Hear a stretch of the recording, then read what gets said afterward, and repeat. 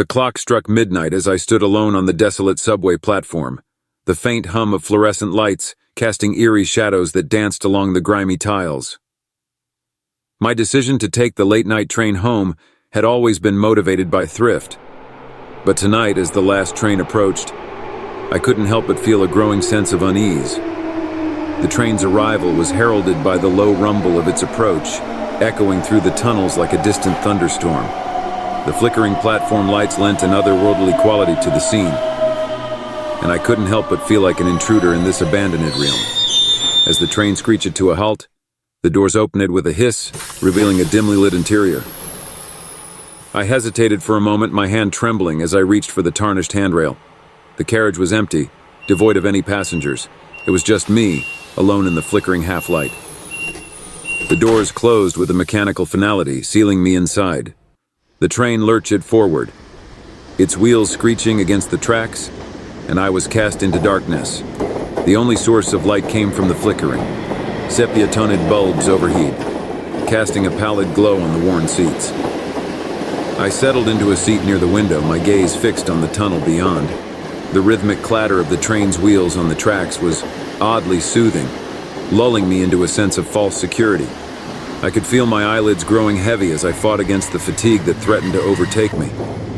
And then, as if in a waking dream, I saw her, a woman standing at the end of the carriage. She was shrouded in a tattered, mud-stained gown that hung limply from her emaciated frame. Her long, matted hair obscured her face, casting her features into shadow. My heart raced as I stared at her, a chill settling over me. The train had been empty when I boarded, hadn't it? There was no way she could have entered without me noticing. But there she stood, swaying gently with the movement of the train, her presence palpable. I glanced around the carriage, searching for any sign of another passenger who might have boarded with her, but there was no one. It was just me and the mysterious woman, locked in this silent, eerie dance. The train rumbled on through the darkened tunnels, the faint, monotonous clatter of the wheels growing more oppressive with every passing moment.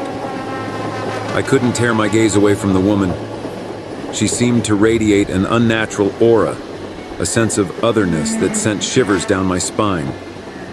I watched as she slowly began to turn, her hair parting to reveal a glimpse of her face. It was gaunt and pale, her eyes dark and vacant, as if the very life had been drained from her. Her lips moved soundlessly, forming words I couldn't hear over the train's relentless noise.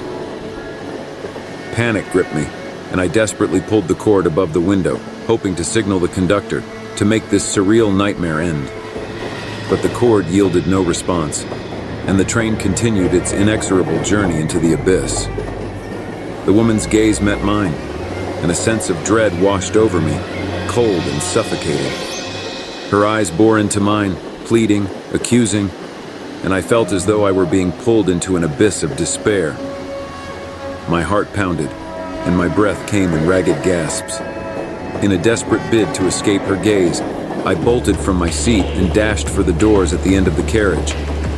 But as I reached for the handle, my fingers passed right through it as if it were made of smoke. I was trapped, a prisoner in this nightmarish limbo. The woman drew closer, her footsteps echoing ominously through the carriage. I could hear her whispering now, a mournful, incomprehensible litany that sent shivers down my spine. The lights overhead flickered and dimmed, casting long, sinister shadows that danced across the carriage. I stumbled backward, my mind racing, searching for a way out of this nightmare. I couldn't stay here, trapped with this spectral woman and her unrelenting gaze. I had to escape, to find a way back to the world of the living. As I retreated further into the carriage, I noticed a small faded sign above one of the windows. It read, "Emergency exit." Desperation gave me strength as I lunged for it, wrenching it open with all my might. The cold night air rushed in, and I felt a glimmer of hope. With one last terrified glance at the woman, I hurled myself through the window, plummeting onto the dark, rain-soaked tracks below. Pain shot through my body as I hit the ground, but I forced myself to my feet, stumbling away from the tracks and toward the dim glow of distant streetlights. I didn't look back.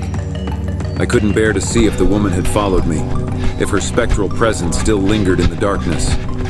I ran, my breath ragged, my heart pounding, until I reached the safety of a well-lit street. The rest of that night is a blur of fear, confusion, and unanswered questions.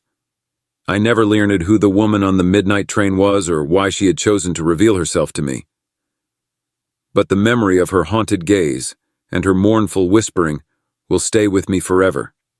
A chilling reminder that sometimes, in the dead of night, we may encounter things beyond our comprehension, things that defy explanation and reason.